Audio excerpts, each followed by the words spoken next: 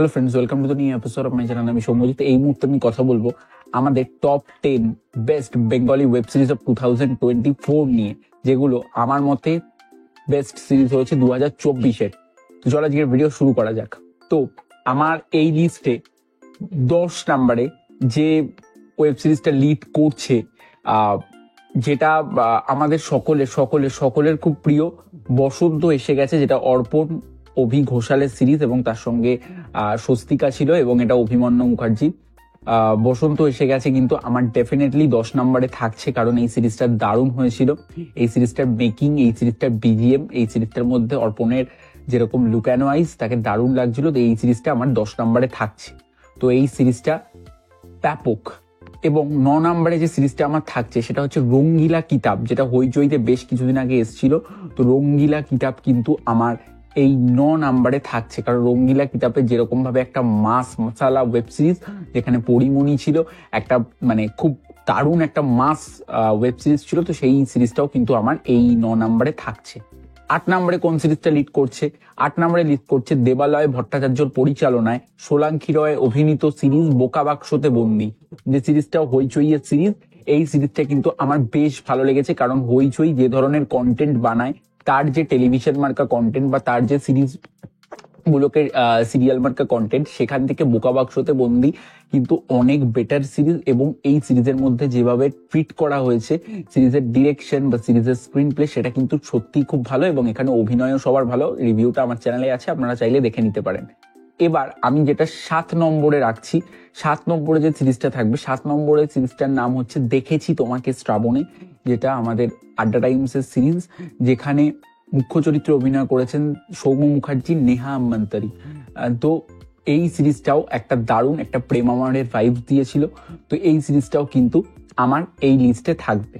এবার 6 নম্বরে থাকবে জি5 এর মোস্ট অ্যাওটেড সিরিজ, যেটা বেশ কিছুদিন আগে এসেছিল, শাশ্বত চ্যাটার্জি, সোহম চক্রবর্তী, কিঞ্জল নন্দ, একটা হিউজ কাস্ট অভিনীত কাঁটায় কাঁটায়।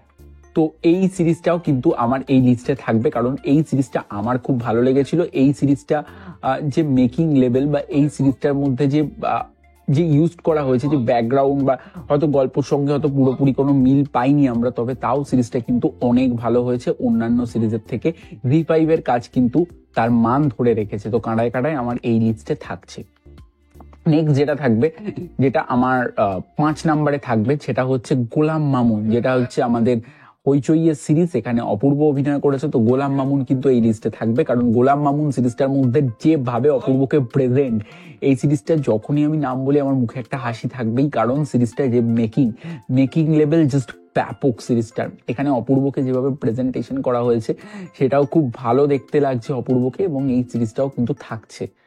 এবার যে সিরিজটা থাকবে 4 নম্বরে টোটাল দুটো সিরিজ রয়েছে 4 নম্বরে। প্রথম থাকছে সুহদ্র মুখোপাধ্যায় অভিনীত, ঈশা সাহা অভিনীত, সৌরভ দাস অভিনীত সিরিজ জি5 এর পাশ বালিশ, যেটা কিন্তু আমার 4 নম্বরে থাকছে।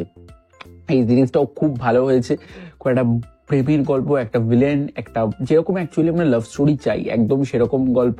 তো পাশ বালিশ কিন্তু অনেক ভালো হয়েছে। তার সঙ্গেই থাকবে ক্লিক ওটিটি প্ল্যাটফর্মের series inspector Nalinikanta sequel, inspector Nalinikanta 2, তো যেটা রজতাভ দত্ত মুখ্য চরিত্রে অভিনয় করেছেন। তো এই যে সিরিজটা, এই সিরিজটাও কিন্তু আমার বেশ ভালো লেগেছে।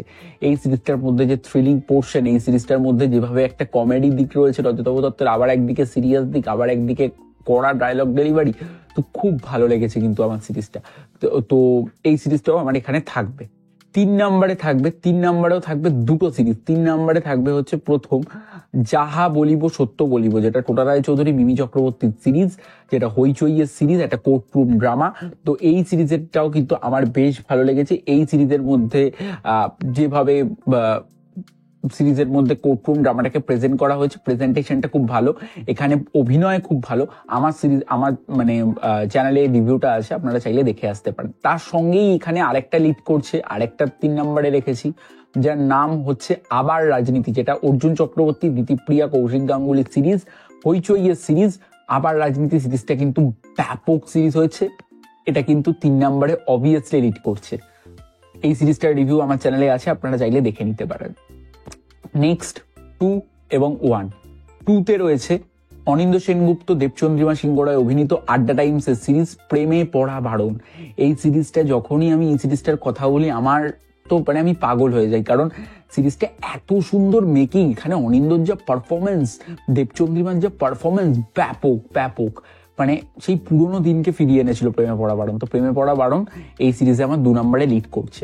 1 নম্বরে কে থাকছে গেস করুন, গেস করুন, গেস করুন, গেস করুন। না, কোনো হইচই প্ল্যাটফর্মের কোনো কাজ নয়। 1 নম্বরে থাকছে পূজা ব্যানার্জির সিরিজ আড্ডা টাইমসের ক্যাবারেট।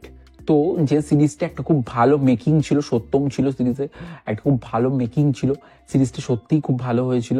তো ক্যাবারেটের রিভিউ আমার চ্যানেলে আছে, আপনারা চাইলে চেক আউট করে আসতে পারেন। ক্যাবারেট সিরিজটা আজকের দিনে দাঁড়িয়ে সত্যিই এটা একটা ভালো কাজ হয়েছিল। তো এইগুলোই ছিল আমার top 10 best Bengali series of 2024।